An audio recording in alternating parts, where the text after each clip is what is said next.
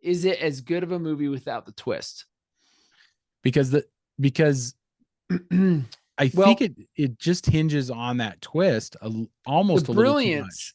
a lot of the brilliance is in how they kept you from realizing the twist up to Mhm. the end, right? Yeah. So Well, and this would have been drive-ins. before, not before the internet, but before the internet was prevalent in our society, and so it was easier to keep a secret back then. And Mhm. I knew people had never seen the movie who had no idea that it had a twist ending. Like, and this would Yeah. have been years. This would have been 2 or 3 years after this movie came out, and it was like, Mhm. you got to see that movie, you know.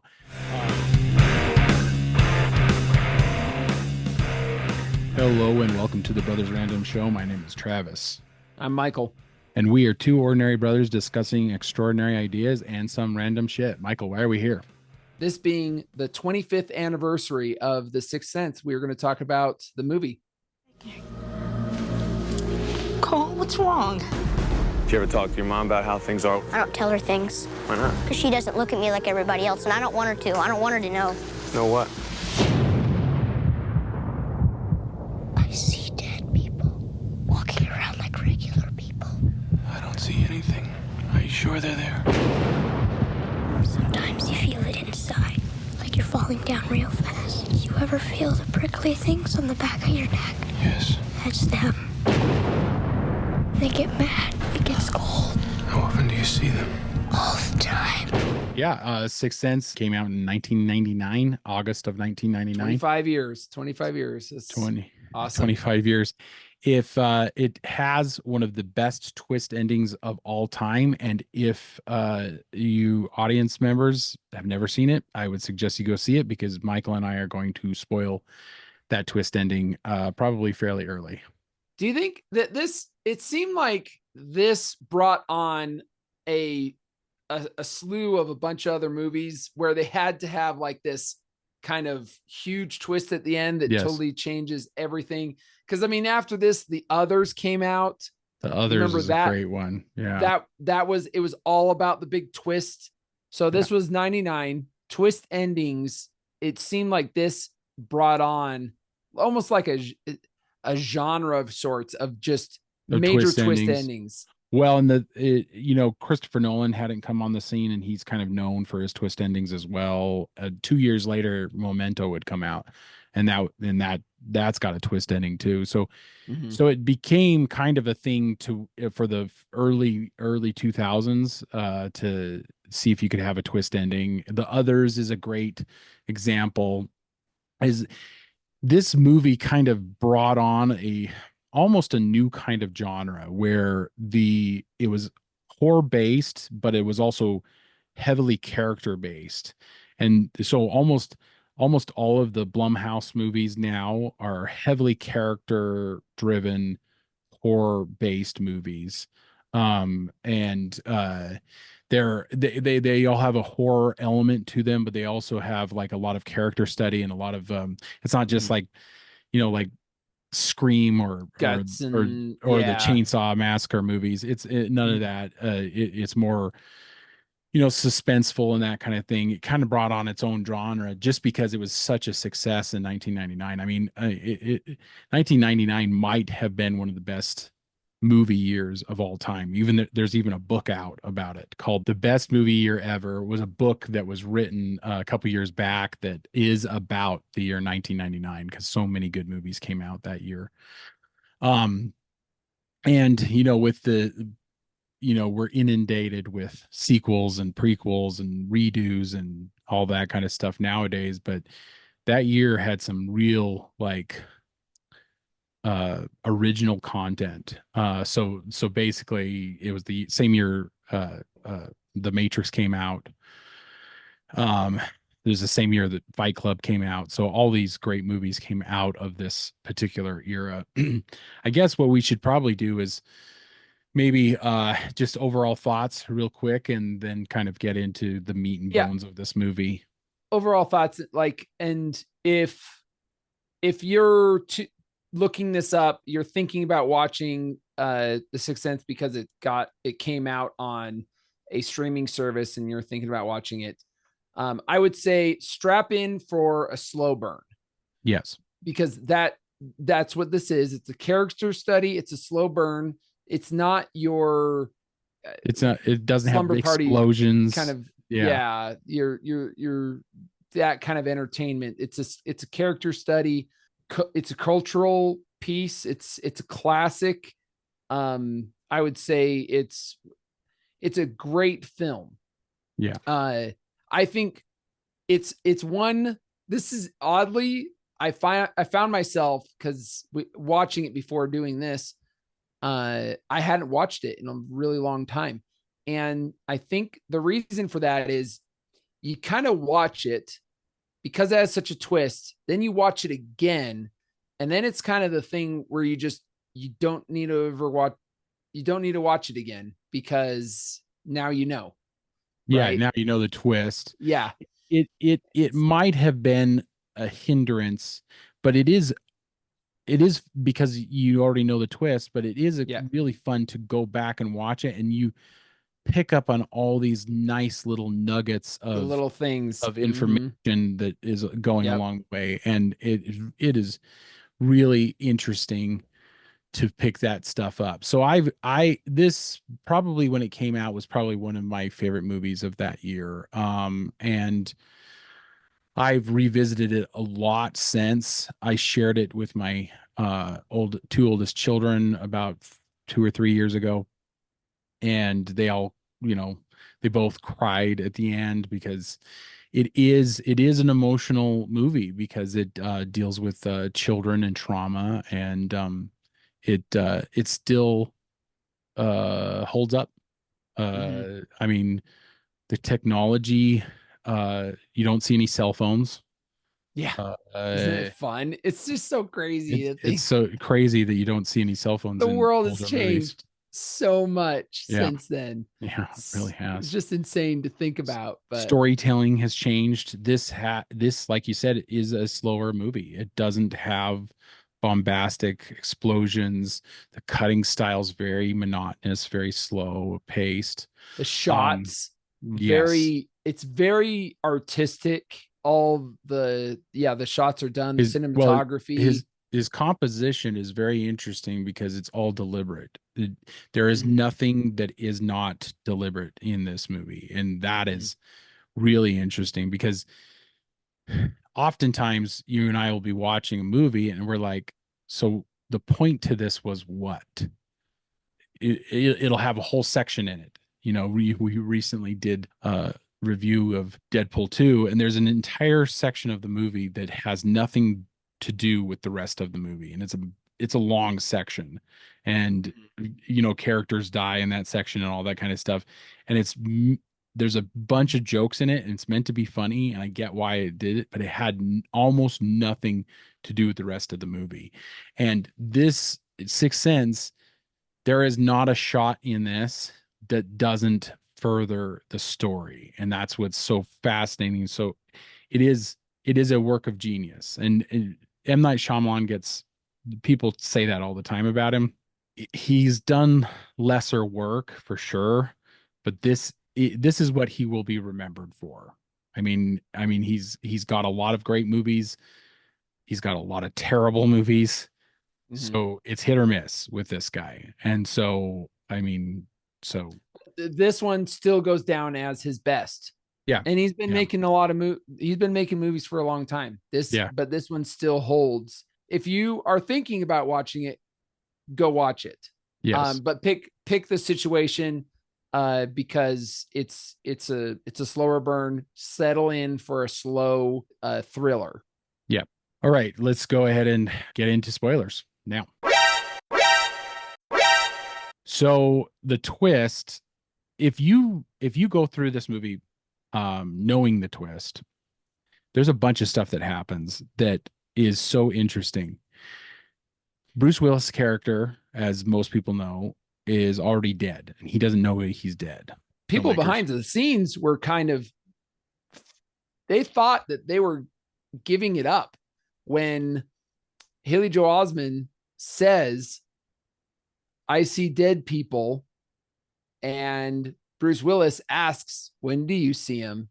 And he says, all the time. And he's standing right there. Everybody thought that was just, that's it. Everybody's going to know. Everybody's going to know at that point now. But they didn't. It's a testament to the way that the movie's made that shows that it is a work of genius, because there is so much given subtly. Yeah, but and it allows for your assumptions. Yes. Right? It's plays off of your yes assumptions. So yes. So every scene he doesn't. So there's three things that I noticed. And most people notice. Most people notice that he never talks to anybody other than Cole. The entire movie through, he never actually talks to anybody. He's in rooms with other people, and it plays off your assumption that he has already talked to these people.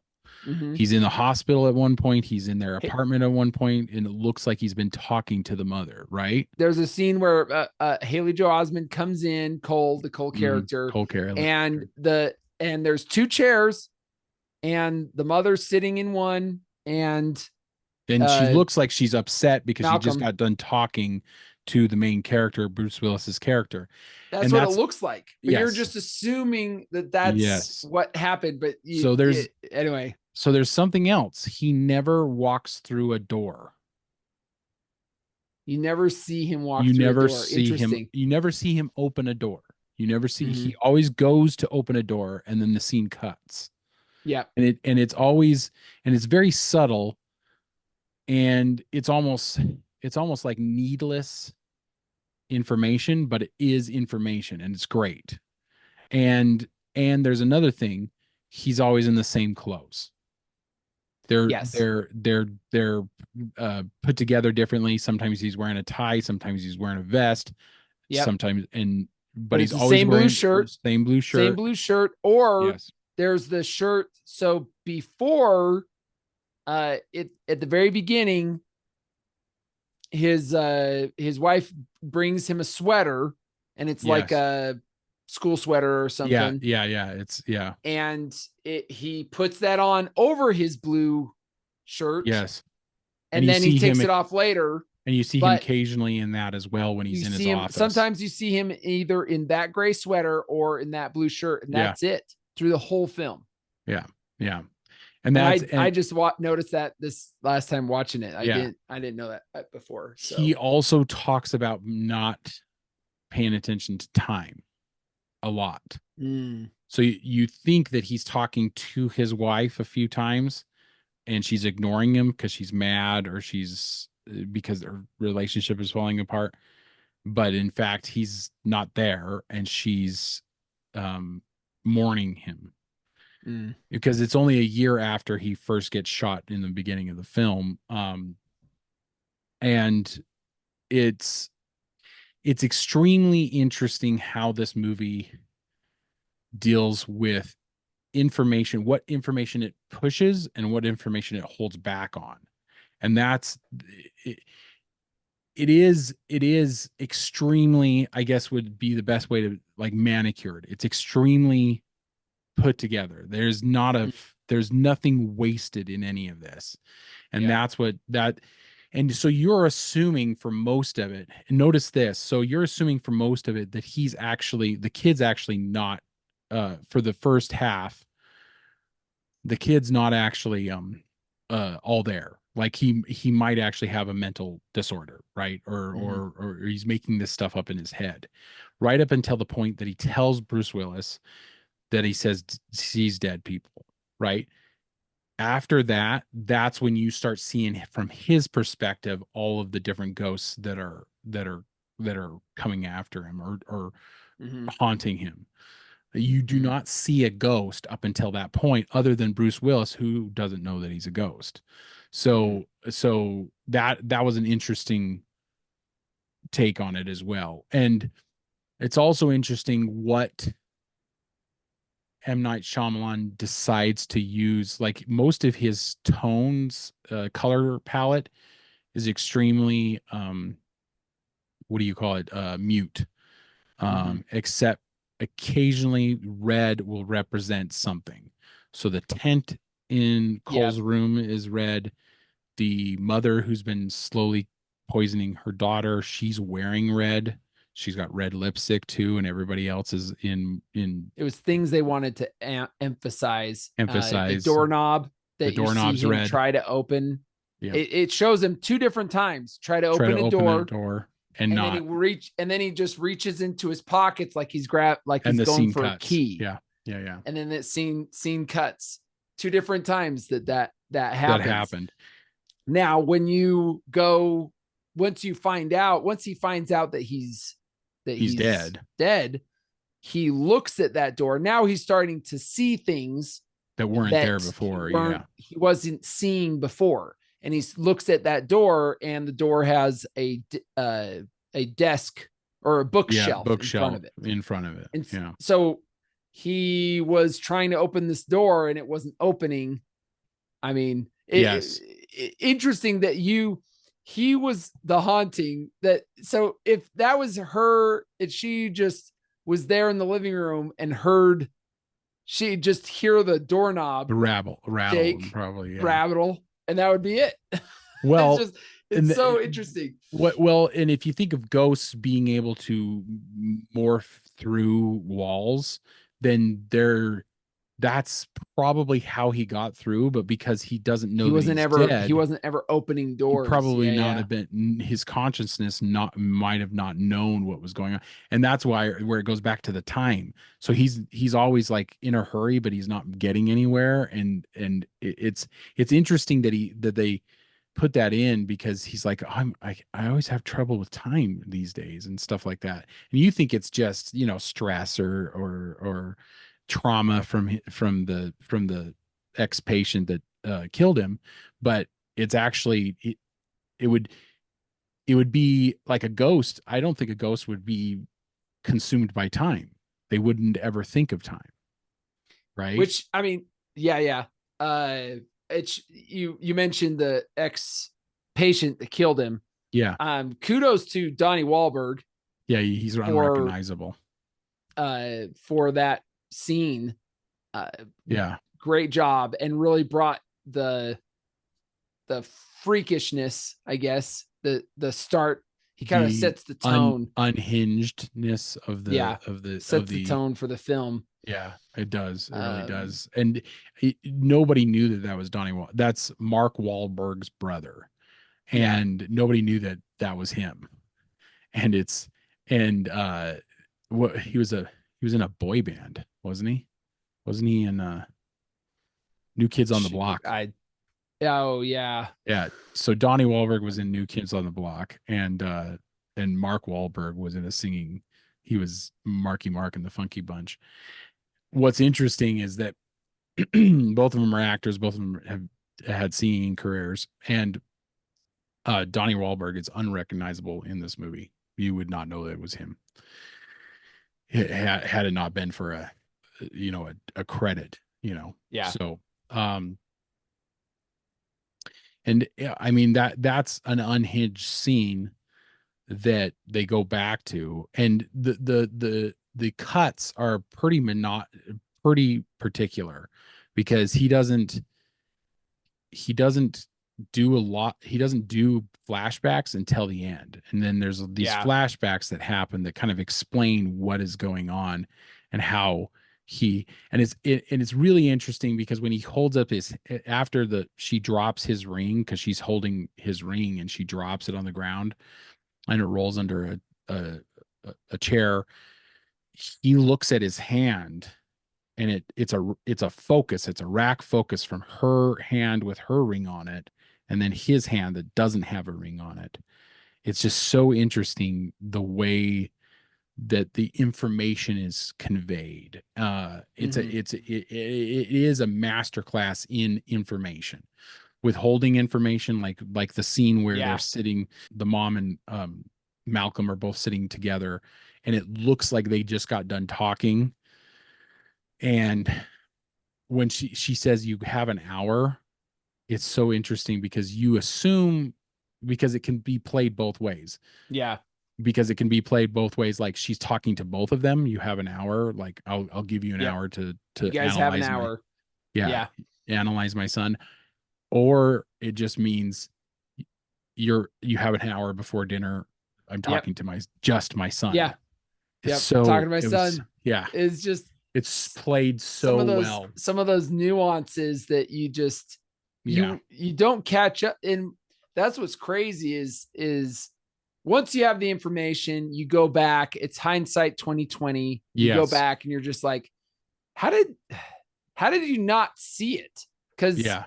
they give you so many hints to it, Mm-hmm. and they hint the audience so much, and it so it's kind of crazy that a lot of that people now. What's funny is like I'll find myself in other shows that are supposed to have a twist, and I'll immediately be like, he's dead. Well, so You this know what I this mean? is Like, so spoilers spoilers for the movie if you haven't seen it, go check out our review. But the movie If just came out recently. It starred Ryan Reynolds. It was a John Krasinski film. It was kind of a bomb at the box office this last summer. The If it wasn't for The Sixth Sense, I believe that I called it, like in my mind I was like, "Oh, this yeah, is what's happening."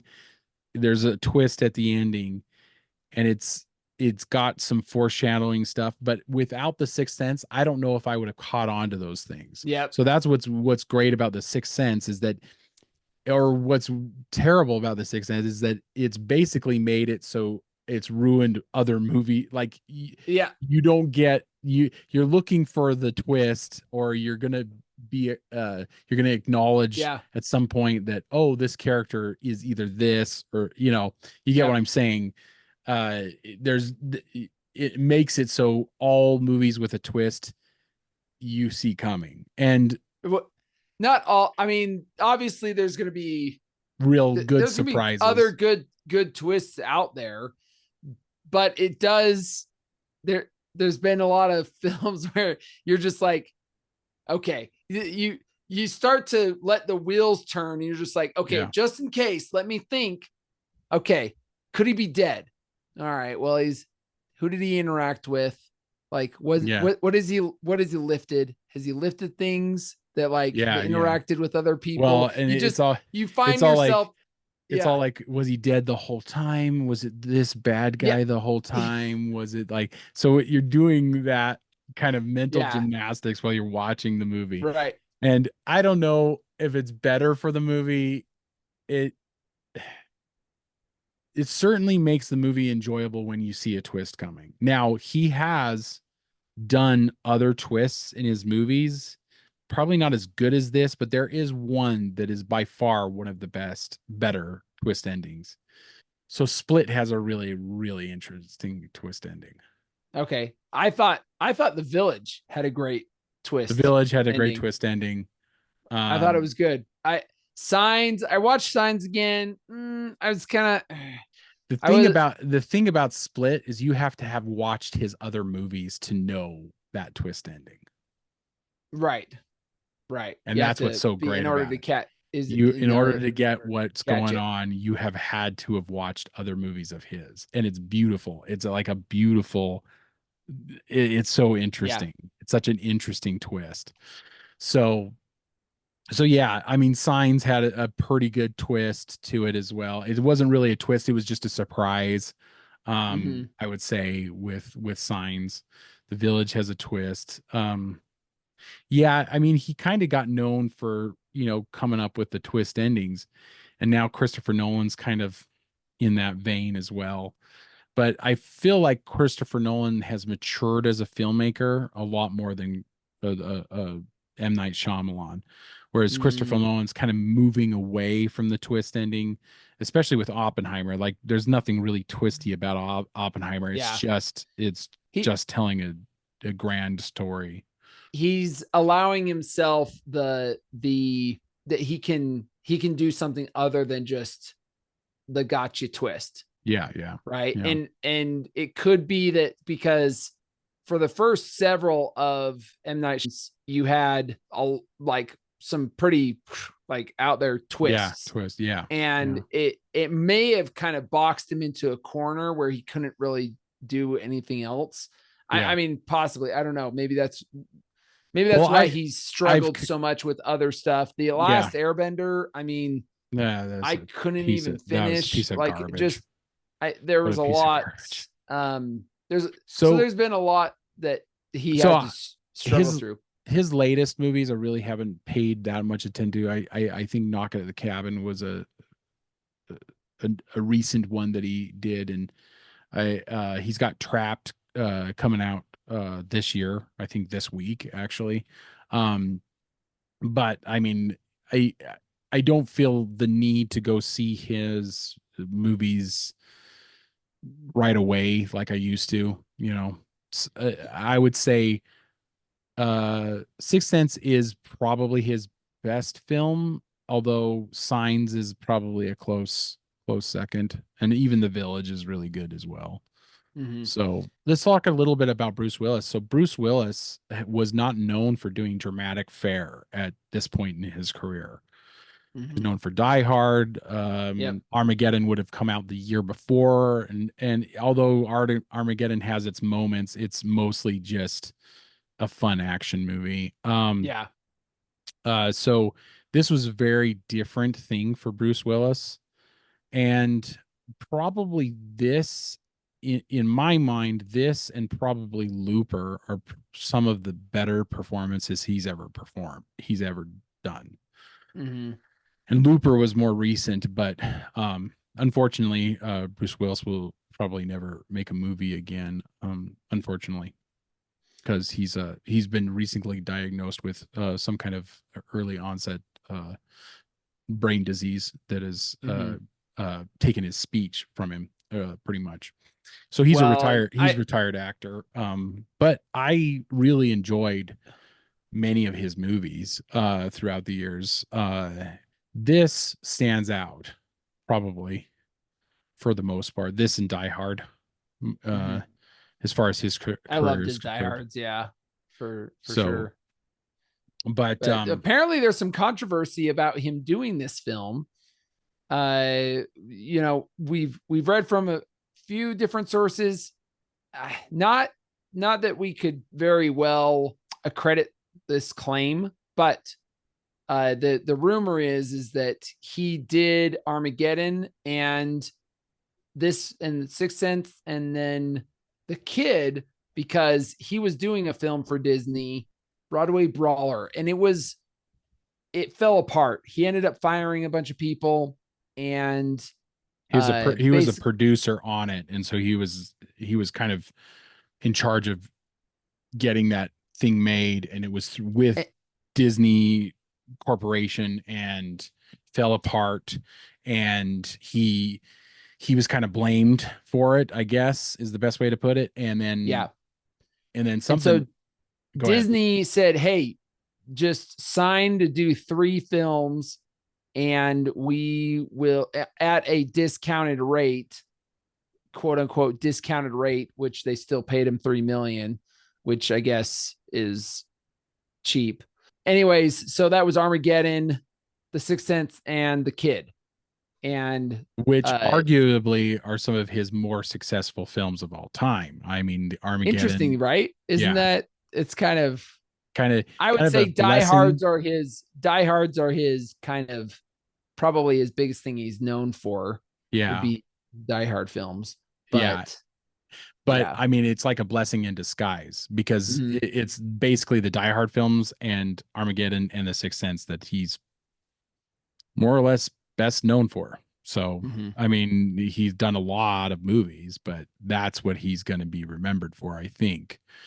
And his performance in this is really, really good. I mean, it's not like he's phoning it in. He's doing some really great, and this is very out of nowhere for him.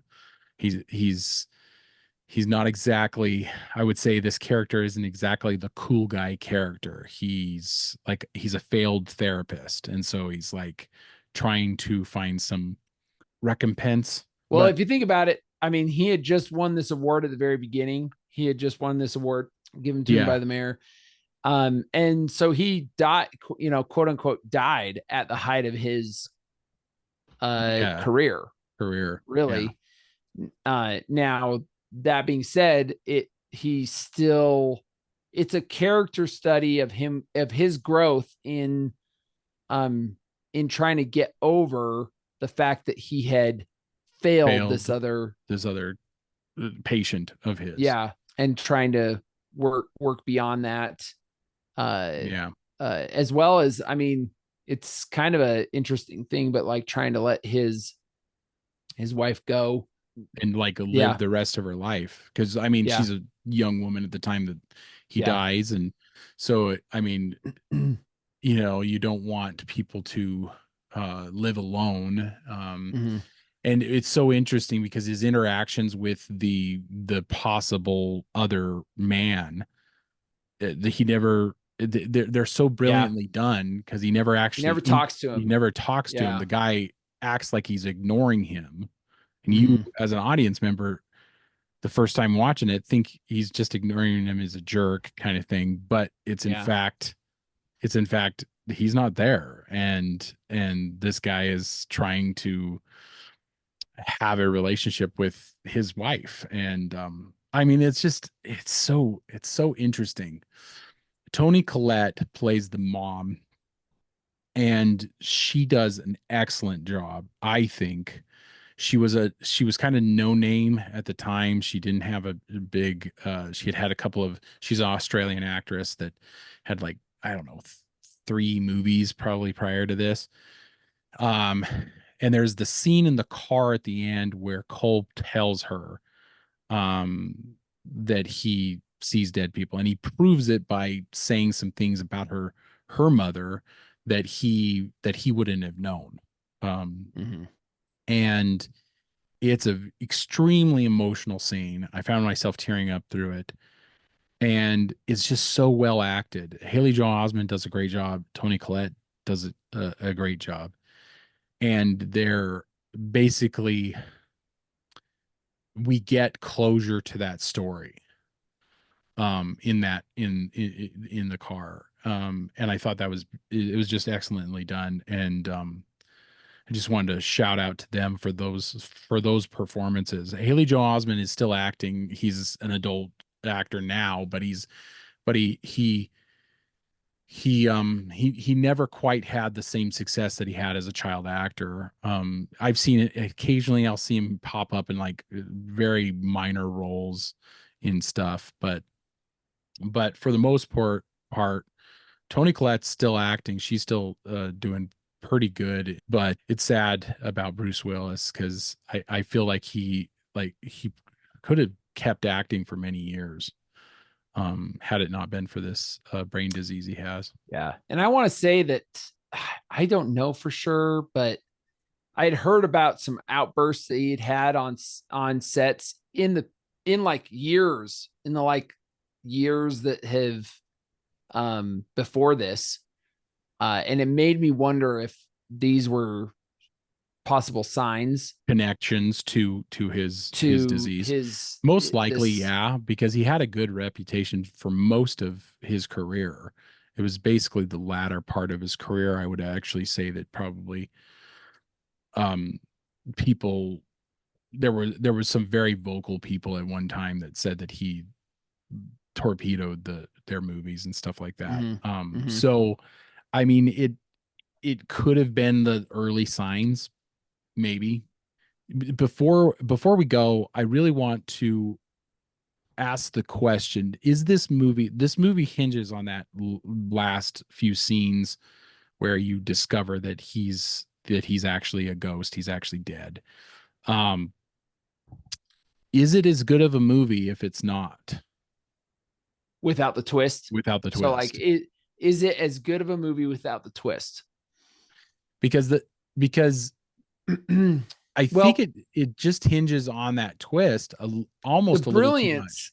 A lot of the brilliance is in how they kept you from realizing the twist up to the end, right? Yeah. So some of the ways that they did it was kind of part of why it was good. Yeah. Right. Yeah. Like Yeah. beyond that, I mean, it had a few jump scares that watching it again, I did not jump at all. But Well, I do because you saw him remember, coming, right? But yeah, you remember I mean, you jumping in the remember them, theater. but I remember, um, I don't think I saw it in the theater. I think I saw it in the drive-in, but I Oh, remember okay. jumping in the drive-in back in the day. Well, and this would have been Drive-ins. before, not before the internet, but before the internet was prevalent in our society, and so it was easier to keep a secret back then. And Mhm. I knew people had never seen the movie who had no idea that it had a twist ending. Like, and this would Yeah. have been years. This would have been 2 or 3 years after this movie came out, and it was like, Mhm. you got to see that movie, Yeah. Yeah. Nowadays, we are starting to get to that time where it's kind of a cult classic. It's not like one that's talked about a ton.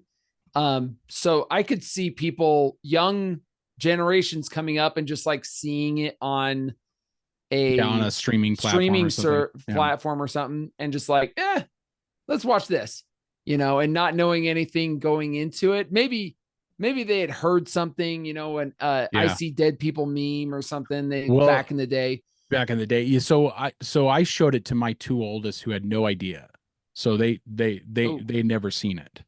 So and they never heard any memes about it or anything mm-hmm, like that mm-hmm, because for better or for worse, the younger generations, they don't watch old movies, man. They yeah. just don't.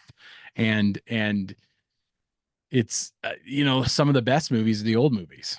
So So I mean, it's still kind of the same. They yeah, still got shocked, shocked. Yep. cried afterwards because Yeah. this is an emotional movie. This is even though it hinges on that twist, there's still a ton of character growth. Development. Yeah. The characters are emotional throughout. The scenes with the mom are so raw because she is at her wit's end for most of the movie. Like she's like, he's lying to me. I know he's lying to me, but yet when you add the supernatural element to this movie, this kid's not lying. This kid's telling the truth, and It was freaky when she comes in. She shuts all the cupboards and the yeah, drawers, yeah. And then she and then comes back she in and they're all goes there. out. She comes in, and all of them are open again, and he's sitting there freaked out. And Yeah, I mean, as you learn uh that he sees dead people, that yeah. literally that spirit just came in and opened, or Every single, that yeah, ghost came in and opened all of them in like the second that she was gone. yeah, yeah. And No, he was just there and he was freaked out. And he had his hands all pressed against the yeah, table and because he he was was so freaked out. Yeah, scared. Anyway, that it was just kind of like it well, it it's was good. chilling. It was It's like a it was chilling. chilling. Yeah, it It was gives you like the freaky. little Yeah. the hairs in the back of your head or neck stand up and stuff like that. So it's like it is a chilling. It has a chilling effect to it, but when you watch it a few times over, you're not as like it doesn't scare you as badly. Watching it with Yeah. my kids, though, they kind of like, oh, whoa, Yeah. geez, Yeah. and so it still does the job, and that's a good sign of a movie that's lasts time. And Mm-hmm. and if it weren't for a couple of things in it, there there that kind of give away the year that it's in, and the fact that nobody's on a phone, this movie's kind of timeless. Like Mm-hmm. Mm-hmm. the styles aren't that outrageous. You can kind of tell that she's kind of got a 90s vibe going on, but not Mm-hmm. bad. Like like if it was made in the 80s, she would have had like crazy like flock of seagulls hair or whatever like Yeah. that. Yeah. So this movie kind of has a timeless edge to it because most of the styles are subdued. If it wasn't for the cars, maybe, but and not having any cell phones. The problem with cell phones is they always date the movie. If you have a cell phone in a movie, it dates that movie. It makes you True. know when that movie came out. Yeah. And so that's a problem with technology. But in this, it's just it really is timeless. It's a great movie. I suggest everybody go out and see it. The big thing that I noticed is that there's a play that Cole, the character Haley Joel Osment, plays Arthur in this play. Mm. And it only shows a part of it, and it shows Bruce Willis standing in the aisle, which is once again should have been a giveaway. He's standing in the aisle watching the play, and everybody else is sitting down. It's kind of just like, why would he be standing? Well, he's standing in the back, so maybe people are okay with it. And this is right during when Malcolm, the Bruce Willis character is helping him figure out that he might be able to help these spirits that come to him. And as he starts helping these spirits, he kind of grabs his destiny in this. Yes. And that is that's the arc of the character, right? He's running away and he's scared of his destiny. So he's running away from it. So he's scared most of the time. And he's scared of these spirits. So they scare him. And then he starts to embrace that and starts helping them. And that is shown in the fact that goes away. And that is shown in the fact that he pulls the sword out of the stone in this play. And then it shows him with the sword kind of dashing about with the sword now. This is after he's kind of figured out this. So that was symbolic of him kind of grabbing his destiny, facing his fears. Yeah, facing his fears and taking that dragon. Sword. Yeah. Taking on the sword. I really like that idea of it. Yeah, it's great. It's really good. Because I never put that together before. But then he's in the hallway. Well, it's also his dream because when his mother and him are talking about the fantasy of a better life, his dream is to be carried by his fellow students. Everybody lifts him up. Everybody lifts him up, and he gets that. Yeah. So it's not because of a winning game score. Yeah. But it's because of the play that he had a chance to be put into. And it's also interesting because there's a scene before that where he's sitting there with one of the ghosts. You don't know that it's a ghost until it turns a certain way, but you think it's a teacher helping him with his makeup.